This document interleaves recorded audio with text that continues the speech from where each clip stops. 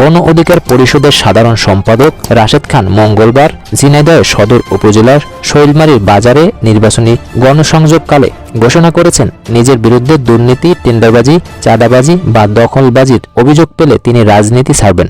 তিনি বলেন, ভোটের জন্য ভয়ের রাজনীতি চলবে না এবং আগামী নির্বাচন হবে ইতিহাসের সেরা নির্বাচন।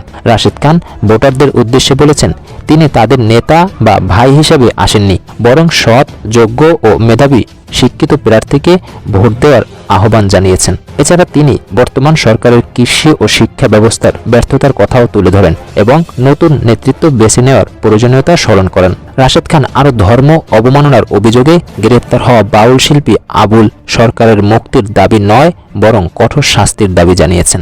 মঙ্গলবার সামাজিক যোগাযোগ মাধ্যমে ফেসবুকে দেওয়া এক স্ট্যাটাসে তিনি বলেন, শিল্পীরা তাদের শিল্পচর্চায় স্বাধীন হলেও আল্লাহ, ইসলাম বা অন্য কোনো ধর্ম নিয়ে কটূক্তি করার অধিকার কারণেই। রাশেদ খান লিখেছেন, বাউল আবুল সরকারের বক্তব্য একটু আগে শুনলাম। সে ইচ্ছাকৃতভাবে সমাজে বিশৃঙ্খলা সৃষ্টির উদ্দেশ্যেই এমন কটূক্তি করেছেন। তিনি আরো বলেন, দেশে সবাই স্বাধীনভাবে নিজ ধর্ম পালন করতে পারে, কিন্তু ধর্ম নিয়ে অবমাননাকর মন্তব্য করার অধিকার কারণেই। যারা আবুল সরকারের মুক্তির দাবি করেছেন তারা আগে তার বক্তব্য শুনতে হবে বলে মন্তব্য করেন তিনি।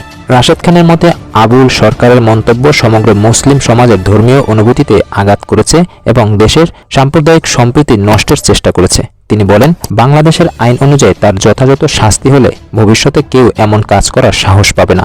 আমরা সমাজে শান্তি চাই, ধর্ম নিয়ে বিভাজন বা বিতর্ক চাই না। এদিকে বাংলাদেশ খিলাফত মজলিসের মহাসচিব ও হেফাজতে ইসলাম বাংলাদেশের যুগ্ম মহাসচিব মাওলানা মামুনুল হক বলেছেন, মৃতদেহ যেমন কবর থেকে ফিরতে পারে না, শেখ হাসিনাও কোনোদিন বাংলার রাজনীতিতে ফিরতে পারবেন না। মঙ্গলবার রাত 10টার দিকে ময়মনসিংহের গৌরীপুরের মধ্য বাজারের বাংলাদেশ খেলাফত মজলিসের জনসভায় তিনি এসব কথা বলেন। সভায় সভাপতিত্ব করেন উপজেলা সভাপতি আব্দুল হান্নান। সভায় স্থানীয় ও জেলা নেতারা বক্তব্য দেন। মামুনুল হক বলেন, ছাত্ররা তাদের ন্যায্য দাবির জন্য আন্দোলন করতে চাইলে রাজাকার বলে গালি দেওয়া হয়, আর তখনই শেষ পেরেকটা টুকে দেওয়া হয়। আওয়ামী লীগ নেতাদের বলি, ওই মহিলার বাংলার মাটিতে ফিরে আসার দুঃস্বপ্ন আর দেখবেন না।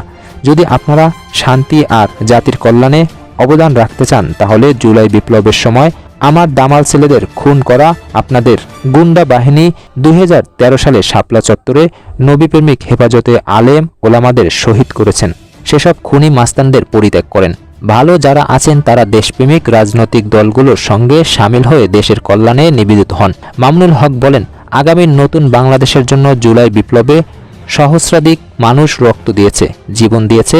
আমি প্রশ্ন করতে চাই, জুলাই যোদ্ধা যারা রক্ত জীবন দিয়ে বাংলার মাটিকে ফেসিবাদ মুক্ত করল, বিদেশি আধিপত্যবাদ থেকে মাটির সোনার মানুষকে মুক্ত করল, আমরা কি সেই শহীদদের ভুলে যেতে পারি? তাদের রক্তের সঙ্গে গাদ্দারি করতে পারি?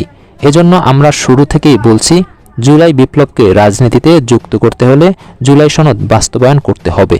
হিন্দু সম্প্রদায়কে উদ্দেশ্য করে বলেন, আগামী দিনে যদি খেলাফত মজলিস ক্ষমতায় যেতে পারে তাহলে সংখ্যালঘুরা নিরাপদে ব্যবসা বাণিজ্য সহ সবকিছুই করতে পারবেন।